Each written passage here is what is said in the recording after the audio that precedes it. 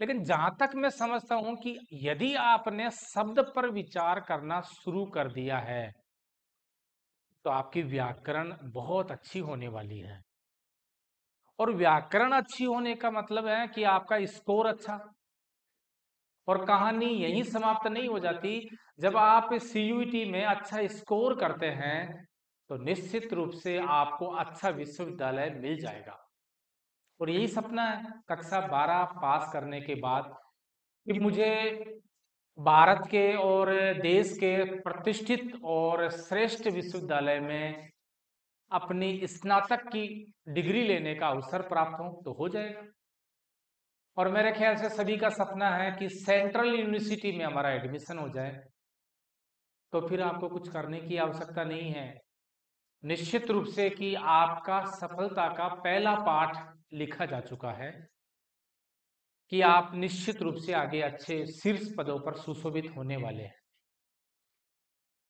आज हम शब्द विचार पर, जो आप शब्द से डर रहे हैं और थोड़ा सा झिझकते हैं कि क्या है शब्द विचार और किस प्रकार से चलते हैं, ये देखिए आप।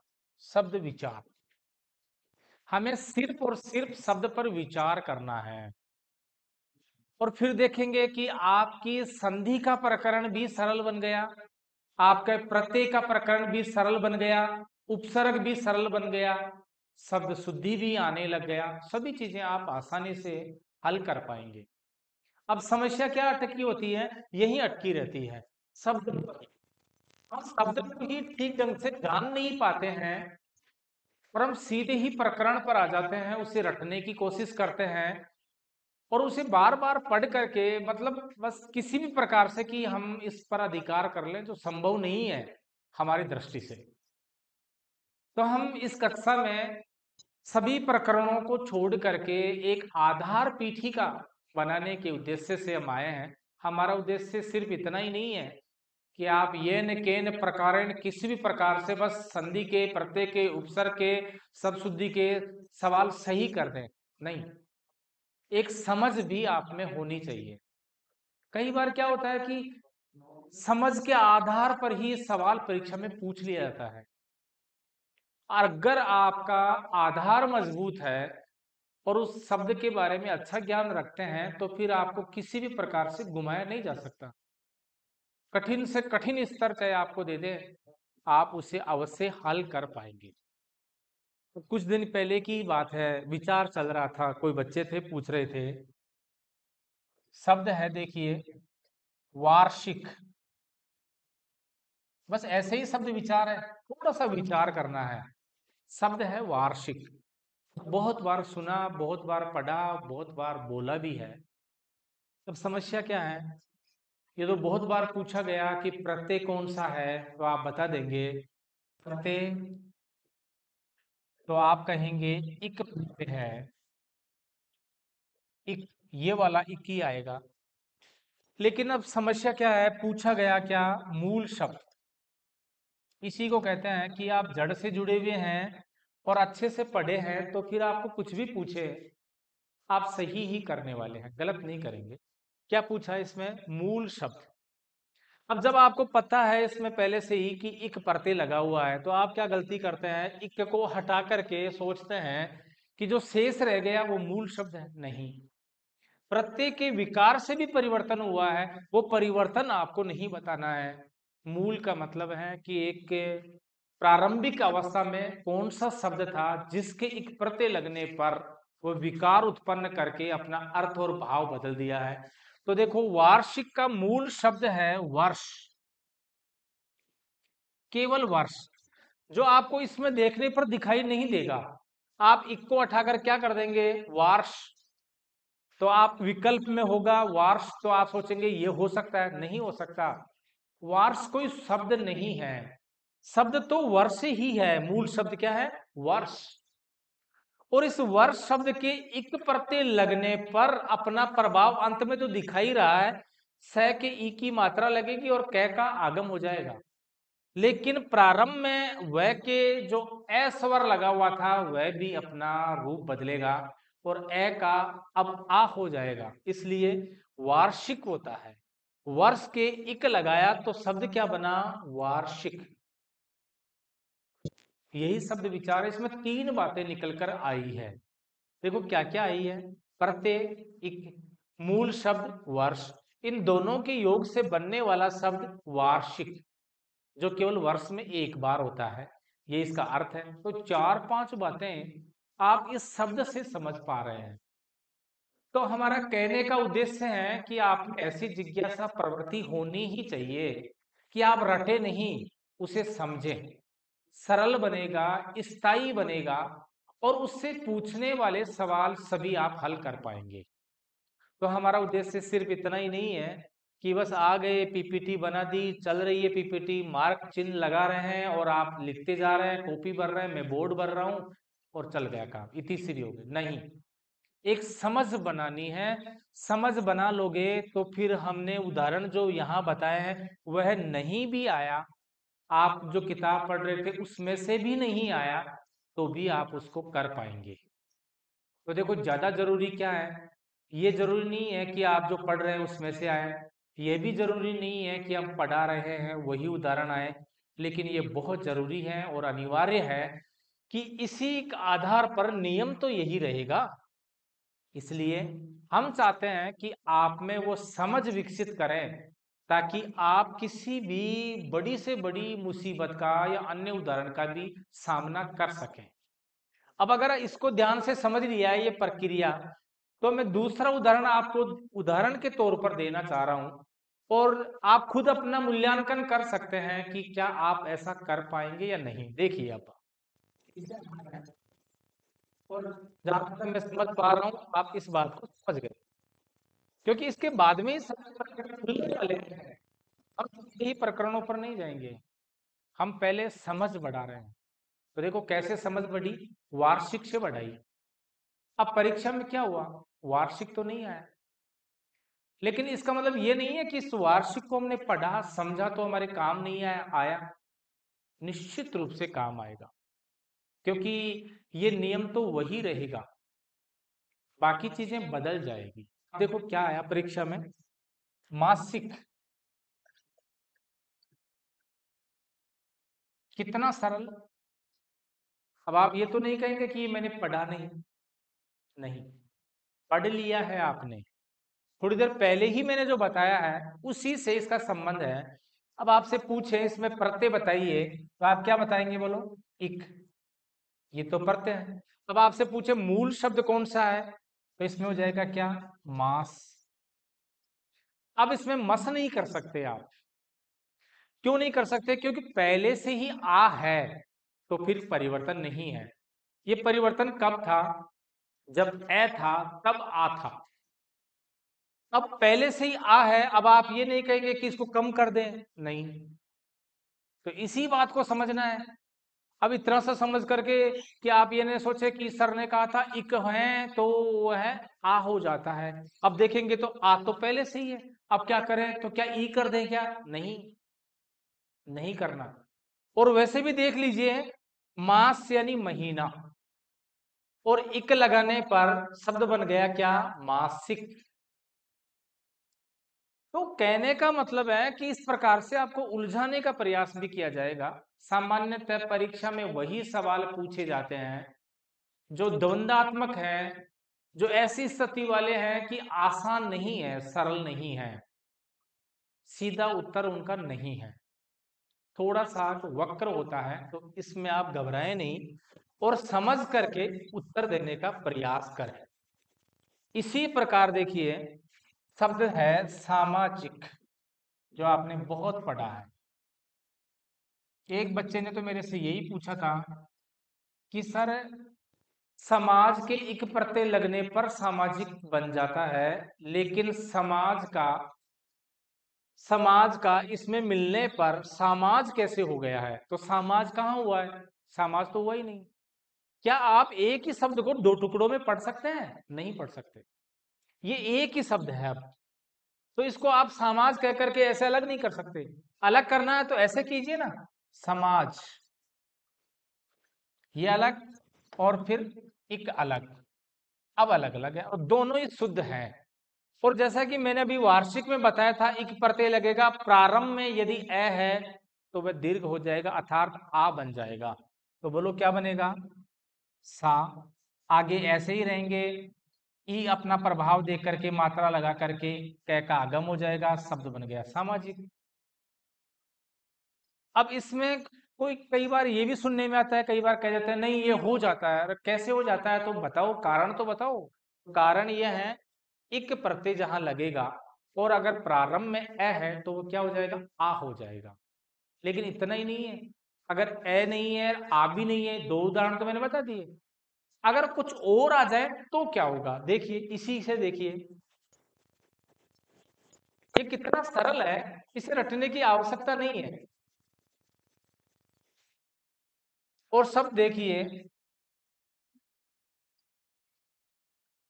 वैज्ञानिक। अब आपको ये तो दिख रहा है कि एक प्रत्यय है, बिल्कुल है, ये मैंने भी कहा, ये लीजिए एक प्रत्यय। लेकिन विचार अब थोड़ा दो कदम आगे करना है हमें। ये तो बहुत पूछ चुके हैं, ये प्रतिमान पुराने हो चुके हैं। एक प्रत्यय, अब इसमें पूछा जाएगा आपसे कि मूल शब्द बताइए। तो आप क्या करेंगे? गलती कहाँ करते हैं कि एक प्रत्यय को हटाकर जो शेष रह गया वो नहीं। अभी वार्षिक के संदर्भ में बताया था वही बात। तो आपको इसमें क्या करना है, इसका मूल शब्द हो जाएगा विज्ञान, ये लीजिए, और इसके लगा है इक। अब समझिए इसको कि आखिर में तो एक ही मात्रा न के लग करके कै का आगम हो गया, यहां तक तो ठीक है। लेकिन यहां परिवर्तन देखिए, विकार हुआ है, यानी कि यहां था ई और अब बना क्या है? आई। ये लीजिए, ये बन गया, इसके स्थान पर ये बन जाएगा। याद किया जा सकता है, कठिन नहीं है। तो देखो, इस प्रकार से ये विकार इक प्रत्यय के योग से हुआ है कि आप ए नहीं था तो आप क्या करेंगे? ई आ गए तो आप ये ना सोचे कि आ करना है, नहीं करना। ई है तो अलग बनेगा, आई बन जाएगा, ये लीजिए। और आई की दो मात्राएं हैं तो वैज्ञानिक शब्द बन गया है। कितना सरल है। अब इसके भी बहुत सारे उदाहरण हैं इसी प्रकृति पर, अनेक शब्द हैं जो इस प्रकार से। अब इसी का एक शब्द देखिए कैसे है, जो लगता ऐसे है कि इससे समानता नहीं रखता लेकिन रखता है। कौन सा शब्द? देखिए, ऐतिहासिक। एक बार तो परीक्षा में यही पूछा कौन सा शब्द शुद्ध है। एक ऐतिहासिक ऐसे लिखा था, एक ऐतिहासिक में ये नहीं था, ऐसे लिखा था। तो आप घबरा नहीं जाएं कि कौन सा आएगा, सही कौन सा है। अपने आप ये बता रहा है ना कैसे सही है और क्यों ये सही है। देखिए, मूल शब्द, पहले मूल शब्द लिख रहा हूं इतिहास, और इसमें प्रत्यय लगा है इक। अब जैसे कि ई की मात्रा स के लगी गई है और कै का आगम हो ही गया है, यहाँ कोई बड़ी कहानी नहीं है, तो बचपन से आप पढ़ते आए हैं। लेकिन यहाँ देखिए, यहाँ है ई, और इससे पहले वाले उदाहरण में विज्ञान से वैज्ञानिक बना था, वो इसी से मेल खा रहा है। देखिए, ये वही तो है, खुद आ गया है। यहाँ खुद ये स्वर आ गया है तो यहाँ भी खुद स्वर ही आएगा। पहले व्यंजन के स्वर लगा हुआ था, अब खुद स्वर ही आ गया है। तो हमने क्या देखा था, मैंने क्या बताया था? देखो, यहीं पर बताया था, एक का आई हो जाता है, आई। तो बताओ, ऐतिहासिक में आई आएगा कि नहीं आएगा? ऐतिहासिक ऐसे बनेगा, इसलिए खुद ही आ गया है। अरे स्वर खुद नहीं आए और व्यंजन के साथ आ जाए तो उसकी मात्रा लग जाएगी। अब यहाँ मात्रा लगने के लिए व्यंजन था नहीं तो खुद अपने आप उपस्थित हो गए हैं। तो इसी प्रकार से ये अलग नियम नहीं है, ये वही नियम है। बस वहां किसी व्यंजन के लगा हुआ था और यहाँ स्वतंत्र रूप से स्वर आ गया है, बस इतना ही अंतर है। तो इसमें घबराने की कोई बात ऐसी है नहीं। अब बताइए, एक कहाँ समस्या है? शब्द विचार की हम बात कर रहे थे, तो हमने अब तक देखा इक प्रत्यय, और ये महत्वपूर्ण में से है। अब वो भी समय बीत चुका है कि ता प्रत्यय के योग से शब्द बनाओ, ए प्रत्यय के बनाओ। ये तो सरल है, कुछ नहीं करना, बस जोड़ना है, पीछे रख दो, मिला दो आपस में, बन गया प्रत्यय का योग। विकार उत्पन्न होने वाले परीक्षा में पूछे जाते हैं, और उसमें गलतियां विद्यार्थी ये करते हैं क्योंकि बचपन में यही सीखा है कि आखिर में जोड़ दो। जोड़ेगा तो सही क्योंकि प्रत्यय है, और वे शब्दांश जो किसी शब्द के अंत में जुड़ते हैं। लेकिन कुछ प्रत्यय में क्या होता है कि विकार उत्पन्न होता है, परिवर्तन होता है। और कहाँ होता है? प्रारंभ के वर्ण में होता है। तो इसलिए इक प्रत्यय को महत्वपूर्ण मान लें आप कि इक प्रत्यय महत्वपूर्ण है। इससे पहले ही बताया था कि एक प्रत्यय और है जो महत्वपूर्ण है, और वह है यह प्रत्यय। जी हाँ, ये भी एक शब्दांश है, यहाँ ये वर्ण नहीं है और ये एक प्रत्यय है। कई बार कई शब्द दे देते हैं प्रत्ययुक्त और पूछते हैं कौन से प्रत्यय का प्रयोग हुआ है, तो ये का हुआ है। जैसे सौंदर्य, आपसे पूछे कौन सा प्रत्यय, तो बिल्कुल यह प्रत्यय है। दिख भी रहा है इसमें तो यह प्रत्यय है। समस्या यहाँ है ही नहीं, समस्या वही है जहां मैंने बताया था मूल शब्द। अब आप क्या करेंगे, ये को हटाओगे तो मूल शब्द क्या आ गया बताओ? जो कोई अर्थ ही नहीं दे रहा है, वह नहीं है। इसका मूल शब्द है सुंदर और प्रत्यय लग गया यह। देखो कितना कठिन था, ये शब्द अलग दिख रहा है और यहां देखिए अलग ही बन गया है, दोनों ही अलग आ गए हैं। तो इन चीजों को समझना है। सुंदर शब्द के ये प्रत्यय लगा देंगे तो बन जाएगा शब्द सौंदर्य। अब इसमें दो बातें पूछी जा सकती है, सौंदर्य शब्द में प्रत्यय कौन सा है? ये। सौंदर्य शब्द में मूल शब्द कौन सा है? तो सुंदर। इसलिए कहा जाता है कि सौंदर्यता शब्द गलत है और सुंदरता शब्द सही है। ये पूछा गया है परीक्षा में, निम्न में से कौन सा शब्द सही है, कौन सा गलत है। इसीलिए देखो,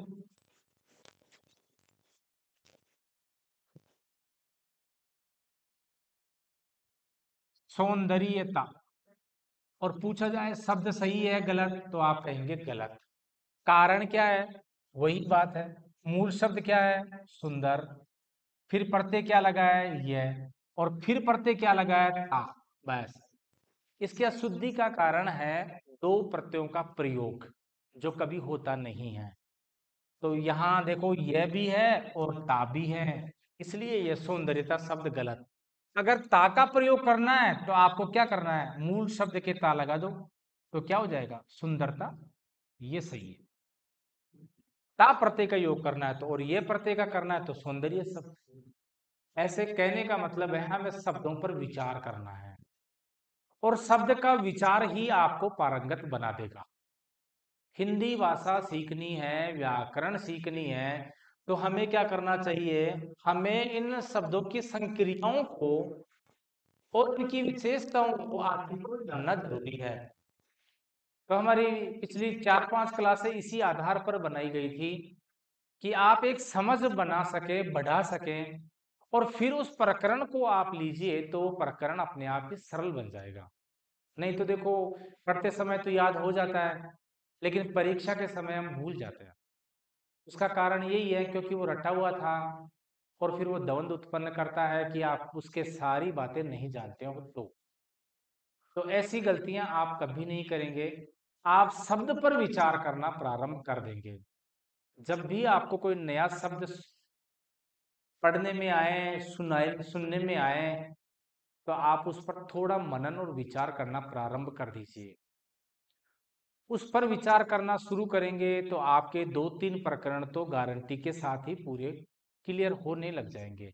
शब्द शुद्धि वाला है, प्रत्यय का है, उपसर्ग का है, संधि का है, ऐसे कई प्रकरण, शब्द का अर्थ है, तो कई चीजें आप अपने आप ही सही करने लग जाएंगे। अब देखिए कैसे। एक शब्द है पद्यांश। पहली बात तो शुद्ध ऐसे लिखेंगे पद्यांश। ये ध धनुष भी नहीं है और घ घड़ी भी नहीं है, ये संयुक्ताक्षर है जो द और य से योग से बना है। द हलंत है और ये पूरा है, और आ की मात्रा लगी हुई है। तो देखो दो शब्द कहां से कैसे बने हैं, तो बने हैं पद्य और धन अंश। इससे हमने क्या सीखा? इसमें हमने संधि सीख ली, क्योंकि ए और ए मिलकर के आ बना रहे हैं। और देख लीजिए, बना भी रहे हैं। इससे हमने क्या सीखा, और हमने ये सीख लिया कि इसका अर्थ क्या है पद्यांश का। इसका अर्थ है पद्य का अंश, अर्थात कोई पद्य पाठ है, पद्य भाग है, उसका एक टुकड़ा है। हमने इससे और क्या क्या सीखा, हमने इससे ये सीख लिया कि ए और ए मिलकर के आ का निर्माण करते हैं, और दो शब्द पृथक पृथक और वो भी शुद्ध रूप में इस प्रकार से होते हैं। अब फिर हम उस प्रकरण में जाएंगे तो हमें कोई समस्या नहीं आएगी, क्योंकि ये तो हम पहले ही जान चुके हैं, पहले ही समझ चुके हैं। इसलिए अब रटने की आवश्यकता बिल्कुल भी नहीं रहेगी। अब देखो कुछ यहां भी अटक सकते हैं कि ये क्या है, तो ये देखो क्या क्या है, ये है पद्य। ये द हलंत है, इसका मतलब द आधा है और ये पूरा है। अब इन दोनों को मिलाते हैं तो इस प्रकार से शब्द बन जाएगा हमारे पास, ये लीजिए इस प्रकार से, जो विद्यालय आदि शब्दों में प्रयुक्त होता है, ये वही है पद्य। ऐसा ही गद्य तो गद्यांश बन गया है। इसी प्रकार से शब्द बनते हैं, और बना करके हम भाषा को अधिक प्रौढ़ बना देते हैं, आकर्षित करने वाली भाषा बना देते हैं, और कई चीजें सीख जाते हैं। जब लिखने वाली कोई परीक्षा होती है कि आपको कहा जाता है कि निबंध लिखिए, या एक पत्र लिखिए, या एक कोई लेख लिखिए, और आप इस प्रकार की भाषा का प्रयोग कर रहे हैं कि आपके शब्द जो है वियोगावस्था में है, यानी अलग अलग हैं, तो भाषा में प्रौढ़ता नहीं आएगी, आकर्षण नहीं आएगा। तो आप क्या करेंगे कि उनमें जहां जुड़ रहे हैं तो उनको जोड़ देना चाहिए, और जोड़ने पर वो शब्द अधिक आकर्षित करने वाला और नवीन शब्द बन जाता है। भाषा में नवीनता आ जाती है और प्रौढ़ता आ जाती है, और यही श्रेष्ठ भाषा है। ये हम कहाँ से सीखेंगे, ये हम इसी शब्द विचार से सीखते हैं। तो मैंने बहुत सारी विशेषताएं आपको बता दी हैं, बहुत सारे गुण बता दिए हैं कि शब्द विचार का कितना महत्व है। हाँ, ये जरूर है कि इससे पहले एक वर्ण विचार एक प्रकरण और होना चाहिए, जिसमें हम वर्णों की पूरी जानकारी प्राप्त करें। कई बार होता है कि हम जान ही नहीं पाते कौन से वर्ण में कौन कौन से व्यंजन मिले हुए हैं, कौन से स्वर मिले हुए हैं, और वो किस प्रकार का उच्चारण स्थान रखता है, और किस प्रकार से उनमें अंतर होता है। कई शब्द हैं कि हम कोई भी रख दो किसी प्रकार से हम लिख देते हैं, नहीं, कैसे लिखते हैं ऐसे ही।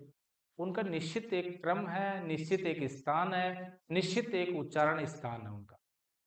तो ये सब विचार करके हम जब आगे प्रकरण में जाते हैं तो हम पाते हैं कि हमारे प्रकरण पूरे एकदम सरल बन जाते हैं, और ऐसे ही याद हो जाते हैं कि दोबारा से हमें बार बार पढ़ने की आवश्यकता ही नहीं है। बस फिर तो अभ्यास जो रोज होता ही रहता है। हम समाचार पत्र पढ़ते हैं तो नवीन शब्द मिलते हैं, किताब पढ़ते हैं, चाहे आप किसी भी भाषा में कुछ लिख रहे हैं, चाहे से वो विज्ञान हो, चाहे से भौतिक हो, कोई भी हो, तो आपको नए नए शब्द मिलते रहेंगे, और शब्द मिलते रहेंगे तो नया खजाना आपको मिलता रहेगा, और आप परिपक्व होते रहेंगे अधिक। तो आज की कक्षा हम यहीं समाप्त करेंगे। आगे हम फिर नई क्लास लेकर आएंगे। आप पिछली कक्षाओं के प्रकरण विशेष को देख लें, जहां भी आपको कोई समस्या आ रही है हमें लिखकर बताएं, फोन करके बताएं, हम उसको और सरलतम बनाने का प्रयास करेंगे। और किस प्रकार से आप प्रत्यय को पढ़े, उपसर्ग को पढ़े, संधि को पढ़ें, इन सब की विस्तार से हमने कक्षा आपके इस प्लेटफॉर्म पर डाल रखी है। तो आप हमसे जुड़े रहिए, देखते रहिए, आपकी कोई भी समस्या होगी समाधान हम करेंगे। आइए हमारे पास। आज के लिए इतना ही है। धन्यवाद।